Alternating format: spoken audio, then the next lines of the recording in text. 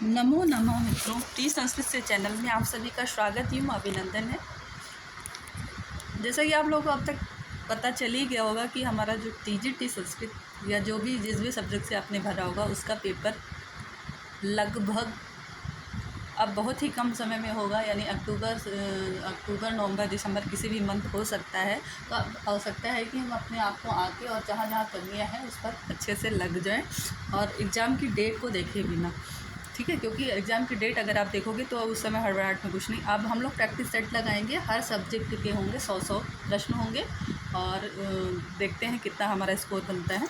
चलिए हम लोग प्रश्नों को शुरू करते हैं। और प्रश्नों को शुरू करने से पूर्व मेरा छोटा सा अनुरोध है, यदि इन प्रश्नों के द्वारा आपको थोड़ा बहुत लाभ हो रहा है तो चैनल को लाइक सब्सक्राइब एवं शेयर अवश्य करिएगा, ताकि मैं आगे के मैटर को लेकर उपस्थित हो सकूं।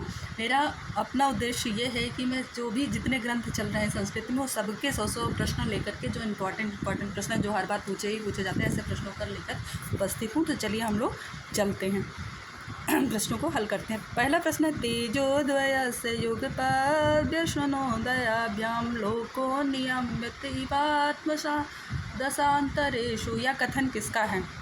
ये कथन चतुर्थ अंक का है। और यहाँ आज जो हम प्रश्न लेकर उपस्थित है वो चतुर्थ अंक का ही है। देखिए ऊपर लिखा हुआ सुनिश्चित अभिज्ञान शाकुंतलम के चतुर्थ अंक, और हमारे कोर्स में भी चतुर्थ अंक है। तो अभी हम लोग चतुर्थ अंक को और जो मोस्ट इम्पॉर्टेंट अन्य अंकों के हैं वो भी प्रश्न एक आध बीच में मिलेंगे आपको। तो पहला जो है ये देखिए, ये पूछा जा रहा है कि यह कथन किसने कहा था। तो क्या काश्यप ने कहा था, अनसुईया ने कहा था, प्रियंवदा ने कहा था, अथवा कर्ण का शिष्य कहा था। तो आप देखिए कि चतुर्थ अंक में शुरू में ही जो है श्राप वाला वृत्तांत हो जाता है। उसके बाद जो कर्ण के शिष्य होते हैं वो बाहर निकलते हैं, देखते हैं कि क्या समय हो गया, क्योंकि पहले के ज़माने में घड़ी नहीं हुआ करती थी। तो सूर्य के उदय होने से ही वो समय का पता लगाते थे कि सूर्य यहाँ पे है तो कौन सा समय हो रहा है। तो वो देख रहे थे पूजा अर्चना का समय हुआ नहीं, बाहर निकल कर देखे तो एक तरफ सूर्य अस्त हो रहा था, चंद्रमा का अस्ताचल की ओर था और सूर्य का उदय हो रहा था। तो ये कथन तेजोदय से दोनों तेज एक बार एक समाप्त हो रहा था और एक का उदय हो रहा था। ऐसे ही ज़िंदगी में जो है कभी सुख है कभी दुख है, इस तरीके से कुछ श्लोक होता है। और ये श्लोक किसके द्वारा कहा गया है? तो ये श्लोक आपका जो है वो कर्ण के शिष्यों के द्वारा कहा गया है। पहले ही हमने बताया कि कर्ण का शिष्य निकलता है और देखता है समय, और उसी समय को देखने के उपरांत जब ये देखती है स्थिति को देखता है तो ये श्लोक उसके द्वारा कहलाया गया है चतुर्थ अंक में। चलिए आगे का प्रश्न देखते हैं हम लोग। प्रश्न संख्या 2 और प्रश्नों की व्याख्या भी करते चलेंगे जहाँ तक बन पड़ेगा। प्रश्न संख्या 2 कह रहा है, उद्गलित दर्भ कवला मृगया परित्यक्त नर्तना मयूरः अपिस्पृश पाण्डुपत्रः मुंतयन् श्रोणीव लतः। यह पाद्य किस पात्र के द्वारा कहा गया? अच्छा, कथन और उसको कहने वाला, ये बहुत इंपॉर्टेंट है। इससे आपको ये पता चल रहा है कि आप जो विज्ञान जो भी ग्रंथ पढ़ रहे हो उसमें उस कथन को किसने कहा है और उसका जो है कहने वाला कौन है। इस टाइप के प्रश्न बनते हैं, इससे ये भी पता चल रहा है।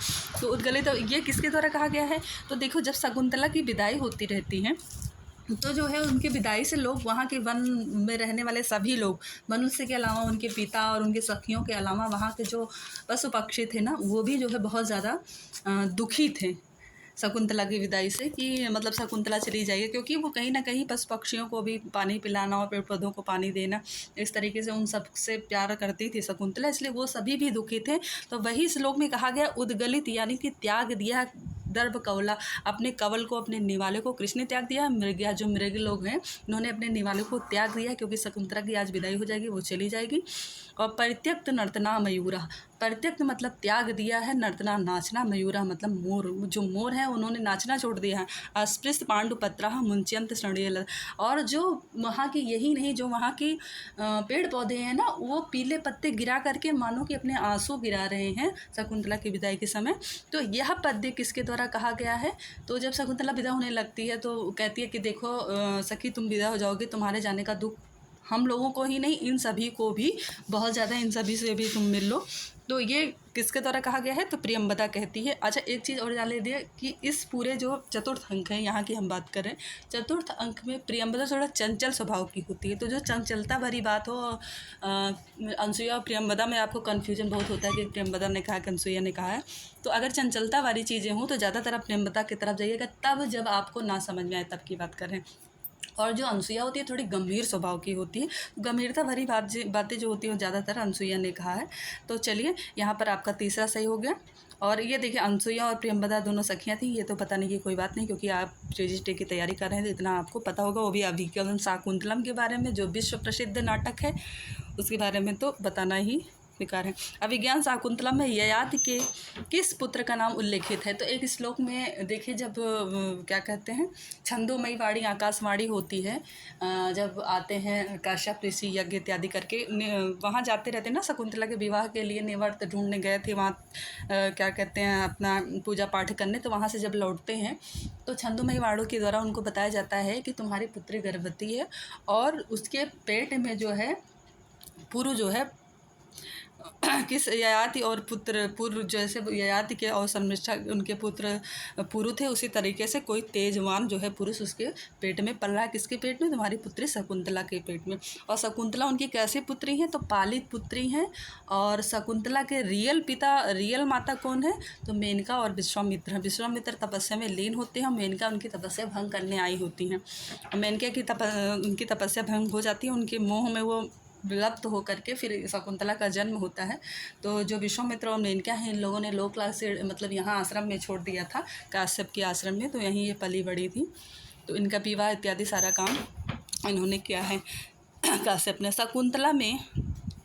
शकुंतला से भर्तुर बहुमता भव, यह वाक्य किसने कहा? क्या काश्यप ने कहा, गौतमी ने कहा, एक तापसी ने कहा, या अनसुईया ने कहा? अच्छा, तीन चीज़ें हैं, भर्तुर बहुमता भव, और ये तीनों एक ही जैसे हैं कथन, और इसमें बड़ा कन्फ्यूजन होता है कि किसने क्या कहा, मतलब क्योंकि भर्तुर बहुमता भव और इसी टाइप का और एक दो कथन है, रुकिए हम आपको बता रहे हैं। तो इसमें ये पहले आप इसका उत्तर देखिए कि क्या है भर्तुर बहुमता भव, इसको किसने कहा था? क्या काश्यप ने कहा था, गौतमी ने कहा था? जब शकुंतला की विदाई होने लगती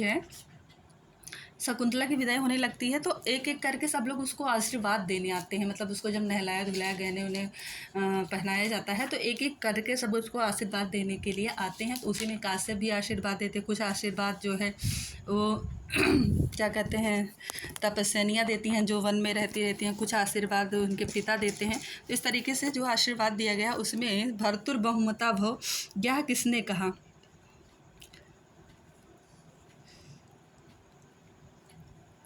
यह किसके द्वारा कहा गया?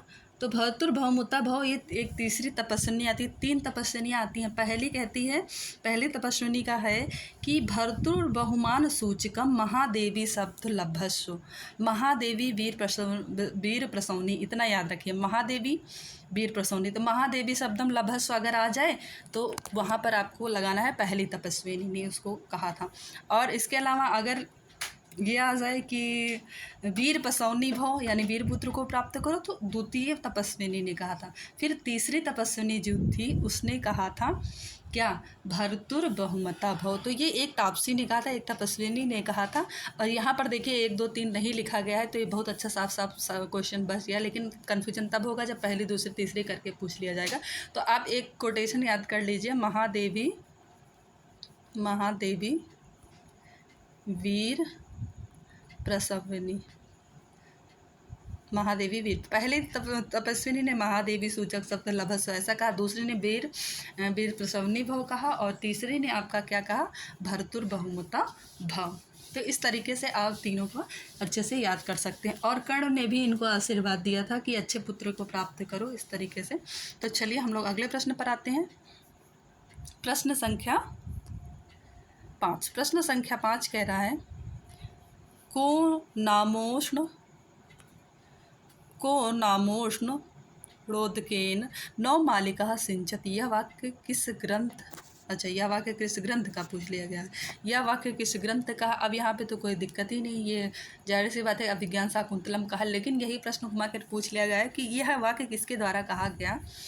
तो देखिए अनसुईया गंभीर होती है, और जब ये सब वृत्तांत जानती है कि शकुंतला अपने पति के प्रेम में लीन रहती है, उनके दुष्यंत के कि वो चले गए हैं, उनके प्रेम में इतनी वशीभूत रहती है कि सामने जो है ऋषि उनको आवाज़ देते रहते हैं, उनकी आवाज़ उनको सुनाई नहीं देती, शून्य मन से बैठी रहती है।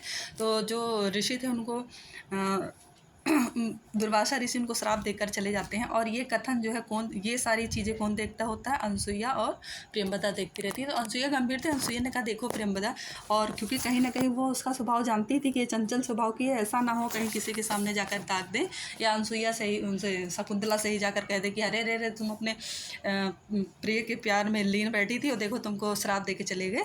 तो ऐसा उसने समझाया। अनसुईया ने कहा कि देखो प्रियंवदा, ये जो बातें हैं ये हम दोनों के बीच में ही रहनी चाहिए। श्राप वाली बात ये प्रिय सखी शकुंतला को ना पता चले, क्योंकि वो पहले से बेचारी इतनी ज़्यादा मतलब परेशान है कि उसके पति अंधर विवाह करके छोड़कर चले गए हैं, और ये उसमें ये बात भी बता दिया जाएगा तो बहुत ज़्यादा परेशान हो जाएगी। तो उसके प्रत्युत्तर में अनसुईया कहती है कि को नामोषणे, मतलब कौन ऐसा है जो नई नई, जो अभी जिसमें पल्लव निकला ही नहीं, अभी जड़ है और निकलने वाला है पल्लव, उस ऐसे पेड़ को, ऐसी लताओं को गर्म जल से सींचेगा, ऐसा कौन है। यानी कि मैं इन सब चीज़ों को नहीं कहूँगा, वो खुद ही इतनी परेशान है और तुरंत हम उसको जो है गर्म जल से, यानी गर्म रूपी जल दुर्वासा की चीज़ें बता करके उसको हम परेशान नहीं करेंगे। तो ये कथन है किसका, ये कथन है अनसुईया का। अनसुईया कहती है कि कोई गर्म जल से कौन भला सींच सकता है, यानी कि इतनी परेशान वो खुद ही है, उसको हम क्यों ये सब बातें कहेंगे। चलिए अगले प्रश्न पर आते हैं, प्रश्न संख्या 6।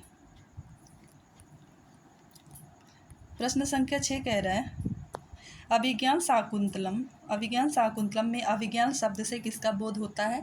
तो सबसे इजी सवाल और ज़्यादातर पूछा जाने वाला सवाल है, लगभग हर बार पूछ ही लिया जाता है। तो अभिज्ञान का अर्थ होता है अंगुलीयक, अंगूठी, कुछ भी इसका पर्याय दे सकता है। अभिज्ञान का अर्थ ही पहचान है, अंगूठी है। और पहचान क्या होती है, अंगूठी होती है। दुष्यंत उसको अंगूठी, अपने नाम की अंकित अंगूठी पहना कर जाते हैं शकुंतला को कि जब हम तुमको कभी ऐसा हो, जब वो कहते हैं छोड़ के चले जाओगे, पता नहीं वापस आओगे, नहीं कहें कि नहीं ये अंगूठी दिखा दोगे तो हम तुमको पहचान लेंगे, क्योंकि पहले के ज़माने में फ़ोन इत्यादि तो होता नहीं था।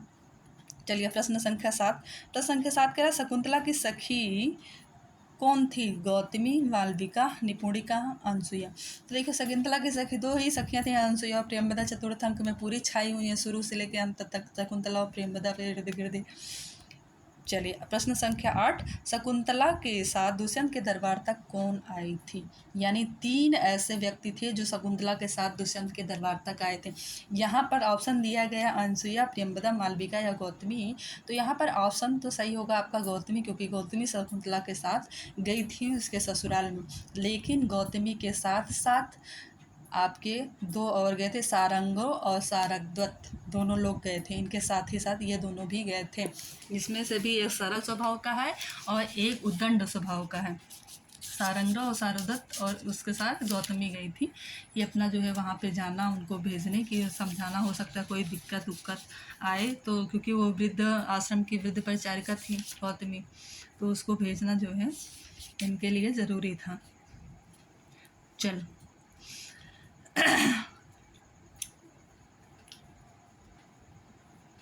चलिए अब आगे चलते हैं हम लोग। इसमें से एक उद्दंड और एक जो है सरल स्वभाव का था। सारंगदत्त जो है उद्धत से ही याद रखिएगा कि वो कैसा था, वो थोड़ा सा गर्म दिमाग का था, और जो सारंगराव था थोड़ा सा सरल स्वभाव का था। चलिए प्रश्न संख्या 9। और इसकी स्वभावता कैसे पता चलती है कि जब जो राजा दुष्यंत मना कर देते हैं कि हम शकुंतला को नहीं पहचानना है। क्यों नहीं पहचानते हैं, श्राप बस वो नहीं पहचानते हैं। और श्राप का निवारण क्या था, अंगूठी था। लेकिन अंगूठी वो जिस तीर्थ से जिस नदी को पार करके आई थी, उसी नदी में उनकी अंगूठी गिर गई थी। अब अंगूठी गिर गई, जब उन्होंने अंगूठी दिखाने के लिए हाथ बढ़ाया तो अंगूठी ही नहीं थी, और इसी श्राप के कारण बस राजा नहीं पहचान रहे थे। तो जो सारदत्त था ना, वो बहुत ज़्यादा कहा कि अभी तुमको इस तरीके से डायलॉग मारता है जैसे किसी की, मतलब होता है ऐसा कि ससुराल में लोग एक्सेप्ट करने के नहीं करते हैं तो भाई वाई इत्यादि चिल्लाते करते हैं, तो वही सेम चीज़ दिखाया गया है इसमें भी। तो अभिज्ञान शाकुंतलम का विदूषक है कौन है, माधव्य, सारंगराव है, मैत्रेय है, अवसंतक है। तो अभिज्ञान शाकुंतलम का जो विदूषक है वो माधव्य है। माधव्य है तो भी सही होगा, माधव्य है तो भी सही होगा, यानी दोनों चीज़ें उनको कह सकते हैं। चलिए प्रश्न संख्या 10। किसके आग्रह पर शकुंतला के प्रति दुर्वासा के अभिश्राप में लघुता आई, अनसुईया के, प्रियंवदा के, गौतमी के अथवा सारदत्त के। आप याद करिए, यमनन्यमान विचिन्तयन्ति यमनन्यमानसा। तो वचन अंति जिनको जिसके बारे में अन्य मन से होकर तुम सोच रही हो, तुमको प्रमत्त की तरह, पागल की तरह, जैसे दारू पिया हुआ व्यक्ति रात में कही हुई बात सुबह भूल जाता है, उसी तरीके से तुमको भूल जाएगा। ऐसा श्राप दुर्वासा ऋषि देते हैं। और दुर्वासा ऋषि जब ये श्राप देते हैं तो ये दोनों लोग फूल चुनती रहती हैं, देखती हैं कि आश्रम में इस तरीके से हो रही घटना। तो अनसुईया प्रियंवदा को कहती हैं, प्रियंवदा दौड़ के, क्योंकि प्रियंवदा चंचल स्वभाव की होती है, और जो चंचल स्वभाव के लोग होते हैं वो कुछ भी कर लेते हैं। वो चंचल स्वभाव होकर जाकर के उनके पैर और पड़ती है कि नहीं आपकी बेटी है, ऐसा ऐसा करके उनको बहलाती फुसलाती है। तो उनके कहने पर थोड़ा सा श्राप में लघुता आई थी, उसी के आग्रह करने पर। तो यहाँ पर जो आपका उत्तर सही होगा, आपका जो उत्तर सही होगा वो आपका होगा प्रियंवदा। चलिए अगले प्रश्न पर आते हैं। प्रश्न संख्या, और अगर पूछा जाए अर्घ इत्यादि किसने तैयार किया था उनके लिए, तो वो अनसुईया ने तैयार किया था। क्योंकि हर बार हो सकता है आयोग भी सजग हो गया, देख रहा है कितने सारे चैनल चल रहे हैं, सब एको क्वेश्चन नहीं छोड़ रहे, तो हो सकता है उल्टा कर दे इस बार, अर्घ इत्यादि के बारे में पूछ ले। तो ये भी मान के चलिए कि अर्घ जो तैयार करने वाली थी वो अनसुईया थी, क्योंकि कहती है कि तुम जाओ तब तक उनके पैर पकड़ के उनसे माफ़ी मांगो, तब तक मैं अर्घ समझ रहे हैं कि जब कोई हमारे घर में मेहमान आता है तो हम उसको जल में पुष्प इत्यादि डाल करके, चावल इत्यादि डाल करके उसको ऐसे नज़र उतार के और बाहर पानी डाल दिया जाता है, तो उसी को अर्घ कहा गया है। चलिए प्रश्न संख्या 10 तक हो गया था, हम लोग 11 पे आते हैं। प्रश्न संख्या 11 कह रहा है, कथाम प्रमत्ताम प्रथमम कृताम। यह श्लोक है नीति शतक का, किरातार्जुनीयम के, मेघदूतम का, अभिज्ञान शाकुंतलम का। कहाँ का है? तो अभिज्ञान शाकुंतलम का अभी अभी पहले ही हमने चर्चा किया है कि ये दुर्वासा ऋषि द्वारा कहा गया है। दुर्वासा ऋषि ने श्राप दिया है श्लोक के माध्यम से कि कथाम प्रमत्ता, कथा कही हुई बात को, प्रमत्ता प्रमत्त व्यक्ति, प्रथमम मतलब पहले, कृताम जो पहले कही हुई बात को भूल जाता है, प्रमत्त व्यक्ति जैसे भूल जाता है, वैसे ही तुम्हारा जिसके याद में तुम अनन्य मनसा होकर लीन हो और हमको, मुझे तपस्वी को नहीं पहचाने, वैसे ही तुमको वो भूल जाएगा। चलिए प्रश्न संख्या 12। अच्छा, इसमें पूछा गया कहाँ का है, तो अभिज्ञान शाकुंतलम का है। अगर पूछ लिया जाए कि इस श्लोक को किसने कहा है, इसका वक्ता कौन है, तो कौन है, दुर्वासा ऋषि। अच्छा, दुर्वासा की जो कल्पना की गई है ये काल्पनिक है। दुर्वासा का जो मेन अभिज्ञान शाकुंतलम आदि पर्व से जो लिया गया है ना महाभारत के, तो वहाँ पे दुर्वासा का वर्णन शायद नहीं है, ऐसा कहा गया है। तो चलिए हम लोग प्रश्न संख्या जो है 13 पर आते हैं। प्रश्न संख्या 13 कह रहा है, सेयम याति शकुंतला पतिगृहम, आगे डॉट डॉट डॉट। तो यहाँ पर क्या होगा, अब देखिए तीसरे टाइप का प्रश्न कैसे बनता है। कथन यानी कहने वाला कौन है, सुनने वाला कौन है, इसके अलावा दूसरे टाइप का जो प्रश्न बनता है वो लाइन दे दिया जाएगा और आगे की लाइन आप पूर्ण करिए, इस तरीके से प्रश्न बनेगा। तो यहाँ कहा गया सेयम याति शकुंतला पतिगृहम, ये आपको कैसे कन्फर्म होगा, आपको वाचन से कन्फर्म होगा। जो भी सातों ग्रंथ हैं उसका आप अच्छे से वाचन करिए, वाचन करते रहेंगे तो आपको लाइन मतलब जैसे ही पढ़ेंगे वैसे ही आ जाएगा आगे की लाइन क्या है। तो देखिए, सेयम याति शकुंतला प्रतिगृहम सर्वे अनुज्ञायताम, सर्वे अनुज्ञा, सेयम सा यम, यह वही, याति जा रही है, शकुंतला शकुंतला पतिगृहम, पति के घर। पेड़ पौधों से, वृक्षों से कहते हैं वो कर्ण ऋषि काश्यप, क्योंकि उसकी जब शकुंतला की विदाई होती है तब कर्ण ऋषि बहुत ज़्यादा दुखी रहते हैं। इतने दिन से पाले पोसे थे, और इंसान जिसको पाला पोसे, ये तो एक गृहस्थ आदमी से पूछिए कि लड़की की विदाई करना कितना कठिन होता है। तो जब वो उनकी विदाई होती रहती है तो पेड़ पौधे से भी कहते हैं कि जो शकुंतला तुमको पानी पिए बिना खुद पानी नहीं पीती थी, जो तुमको जो है फूल अच्छे लगने के बाद भी तुम्हारे फूलों को कभी नहीं तोड़ती थी, तुमको बड़ा करती थी मोटे सावा के चावल खिला खिला करके, वही आज पति के घर जा रही है, तुम सभी भी उसको आज्ञा दो। तो यहाँ पर क्या होता है, क्या हो जाएगा, सेयम याति शकुंतला परिगृहम सर्वे अनुज्ञायताम, यहाँ पर आपका ऑप्शन नंबर का सही हो जाएगा। चलिए अगले प्रश्न पर आते हैं। प्रश्न संख्या 14। प्रश्न संख्या 14 कह रहा है कि तन्मातिमात्र मम कृत उत्कंठस्व, तन्मा अतिमात्र मम कृत उत्कंठस्व, यह कथन किसका है, काश्यप का है, शकुंतला का है, गौतमी का है, अथवा प्रेमवदा का है।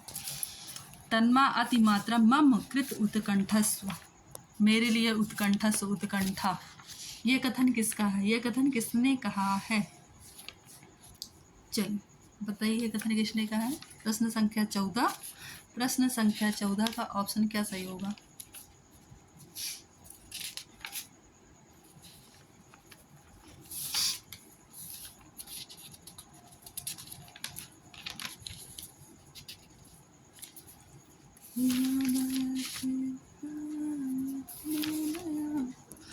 14 का आपका सही होगा ऑप्शन नंबर